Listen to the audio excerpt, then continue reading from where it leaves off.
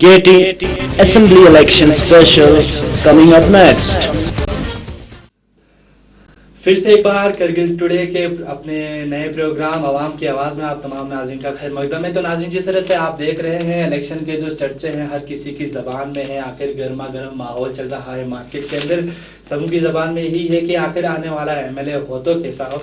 तो नाज़रीन, हमारे अगले कॉलर की तरफ चलते हैं कि उनकी क्या राय है, उनके क्या तासुरात है, वो क्या कहना चाहेंगे करगिल की आवाम को। तो आइए जुड़ते हैं हमारे अगले कॉलर के साथ। तो नाज़रीन, अब हम हमारे अगले कॉलर की तरफ चलते हैं, देखते हैं कि वो कहाँ से जुड़ते हैं इस समय। अस्सलाम वालेकुम सर। वालेकुम अस्सलाम जनाब। सर, आप इस समय कहाँ से बोल रहे हैं इस समय? मैं कश्मीर से बोल रहा हूँ जी। आपका नाम? आशिक अली फिरदौस। तो इस समय हमारे साथ जुड़े हैं इस समय आशिक अली फिरदौस साहब। आप करते क्या है इस समय प्रेजेंटली? मैं कश्मीर यूनिवर्सिटी में लॉ कर रहा हूँ जी। तो आशिक अली फिरदौस साहब, जिस तरह से आपको बखूबी इल्म है जिस तरह से इलेक्शन की जो बातें चल रही हैं करगिल के अंदर, तो आपको क्या लगता है कि आने वाला नुमाइंदा आखिर हो तो कैसा हो? देखो, इस बात में हम सब जानते हैं कि इलेक्शन के बारे में जो रियासती असेंबली का इलेक्शन हम करगिल के आवाम के सर एक ये इलेक्शन जो है खड़ा है। तो सबसे पहले मैं बात करना चाहता हूँ करगिल की आवाम को किस किस्म के कैंडिडेट जो है रियासती असेंबली में बैठना चाहिए। सबसे पहला तो वो एक एजुकेटेड पर्सन होना चाहिए और वाकई वो बंदा जो है राष्ट्रीय असेंबली में करगिल की आवाज को पहुंचा सके। तो करगिल के आवाम से मैं यही कहना चाहता हूँ, आप उस कैंडिडेट को राष्ट्रीय असेंबली में उस कैंडिडेट के हक में अपना वोट दीजिए जो कैंडिडेट जो आपकी हमारी हकीकत में तर्जुमानी करते। सबसे पहला हमारा करगिल का जो मसला है, मैं अपने हिसाब से कहता हूँ डिविजनल स्पीकर जो हमारा मसला है, उस मसले को रियासती असेंबली में आज तक हमारे करगिल के किसी भी एमएलए ने नहीं उठाया, चाहे एमएलए हो या एमएलसी हो।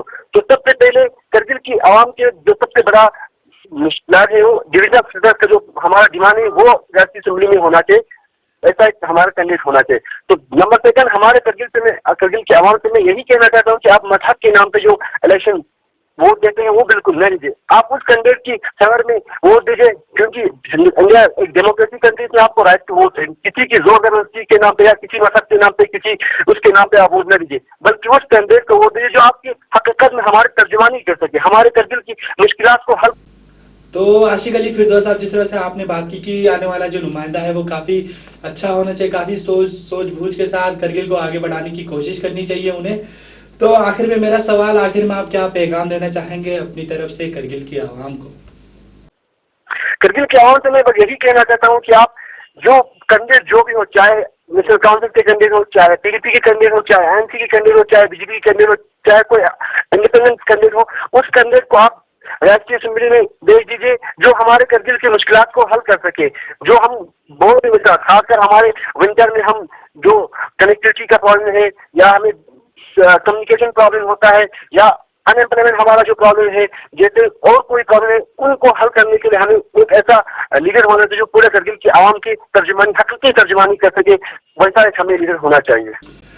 तो नाज़रीन, इस समय हमारे साथ सीधे फोन लाइन पे जुड़े हुए थे श्रीनगर से आशिक अली फिरदौस, जो लॉ स्टूडेंट है, इस समय अपनी स्टडी को कंप्लीट कर रहे हैं कश्मीर यूनिवर्सिटी से।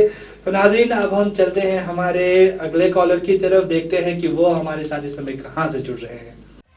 ये है हुसैन IBN खालू नेटवर्क और आप देख रहे हैं कारगिल टुडे, कारगिल की आवाज, कारगिल की पसंद।